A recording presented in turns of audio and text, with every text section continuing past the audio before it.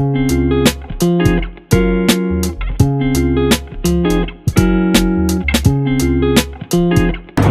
let me start with introduction. So AirAsia was founded in 1993 and reopened in 2001 under the visionary leadership of Tony Fernandez. So AirAsia revolutionized air travel in Asia and beyond as a low-cost carrier. Starting with just 2 aircraft and 200 staff, Fernandez strategically turned around the airline with a burden of 40 million ringgit debt in 2002 by innovative management. By 2003, AirAsia expanded internationally and introduced AirAsia X for a long-haul flights. Today, AirAsia isn't just an airline. This diversification strategy includes ventures into logistics, financial services, and online travel and lifestyle platform, which is AirAsia.com.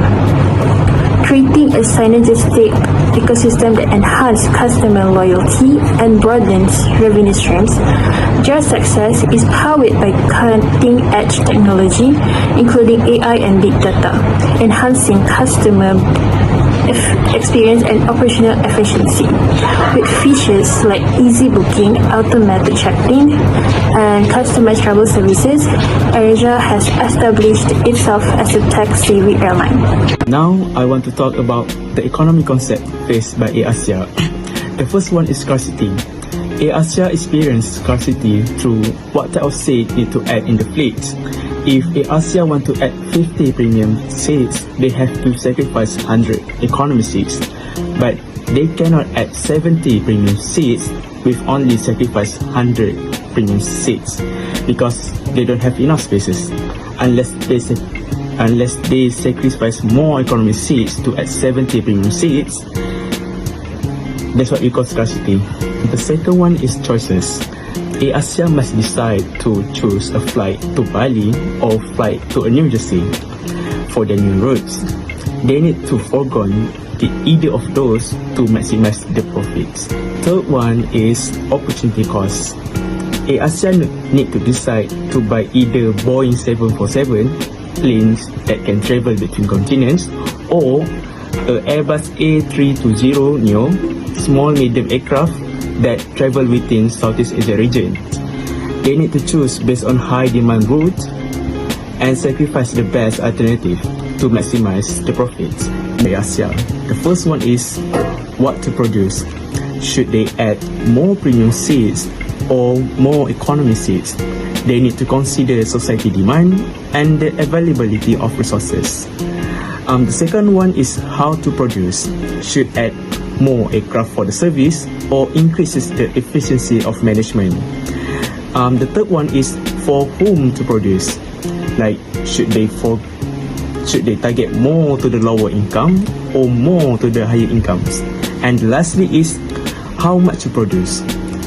How much the economy seats or premium seats to add in the fleets. Thank you. The law of demand states that when the price of the good itself increases, the quantity demanded for the goods will fall. And when the price of the good decreases, the quantity demanded will increase.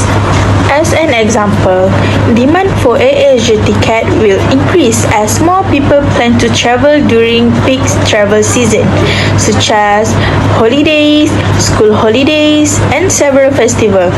According to the law of demand, when the demand for flight rises and the supplies remain constant, the price of ticket tend to increase. Therefore, demand for AirAsia usually decreases during off-peak times, such as mid-weekdays or non-holiday seasons. To attract more passenger and fill seats, AirAsia might lower ticket prices during this period. The law of supply states that when the price of a particular good itself increases, the quantity supplied for the good will increase. And when the price of good decreases, the quantity supplied will decrease.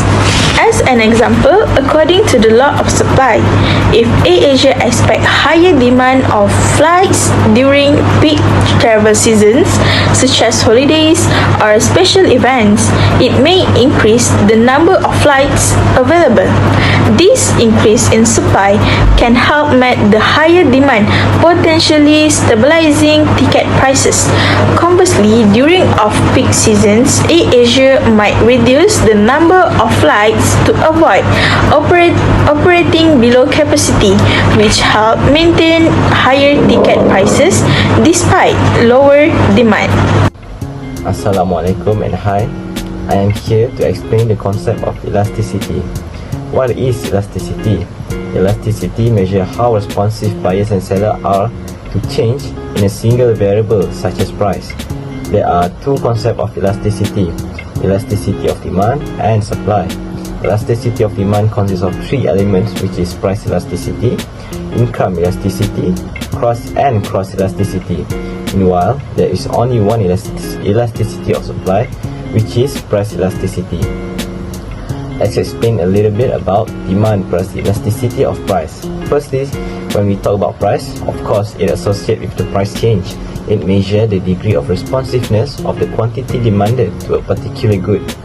With respect to the change in price, let's take a look at one of the examples AirAsia as our subject. When we talk about price, we expect the price change for a single ticket. For example, price at 150 ringgit have a demanded quantity of 400 ticket. At RM250, ticket demanded is at 300 unit, and when the highest price of 350 is placed, the quantity demanded decreased to 200 unit. To be able to measure the degree of responsiveness, we need to first calculate the percentage change in quantity demanded divided by percentage change in price. When put into formula, we get those answers in last screen. So what does 0.5 means? It means that when there is a change in price, the market responsiveness is inelastic. When there is a price change, the consumer will still buy the service or good without disrupting the quantity demanded at a great change. Next, we go through the concept of price elasticity of supply. What is it actually? It measures the responsiveness of the market towards the quantity supplied of related goods with respect to the change in price. Using the same previous data, we can put this into formula and get the degree of responsiveness. Using the formula of percentage change in quantity supplied divided by the percentage change in price, we can get the value of 0.75. This means that the good responsiveness is inelastic. Like the previous explanation, the change in price affects a small change in quantity demanded for the airline. To sum it all up, there is actually 4 more degrees of elasticity that I didn't mention. Firstly, perfectly inelastic, which means that regardless of the price change, people will still buy the goods or the service, and the supply and demanded will be same, such as medicine. Second, unitary elastic. The price change in good cost equal percentage change in quantity and supply. Mobile phone is a prime example of this degree of responsiveness, as people will find other similar alternative of that mobile phones. Third, elastic demand. A small change in price causes a massive change in its supply and demand quantity. Luxury good falls into this category, as people tend to forego luxury item when the price increase, as people will find other similar or cheaper alternative. Lastly, perfectly elastic. A change in price causes supply and demand quantity change in infinite value. Fuel is an example of this phenomenon. When there is price change in fuel, people will use less of their transportation to save fuel and use like public transportation. Market equilibrium is a stability point, since the equilibrium price and the quantity are already determined, and there will be no tendency for both equilibrium price and equilibrium quantity to change.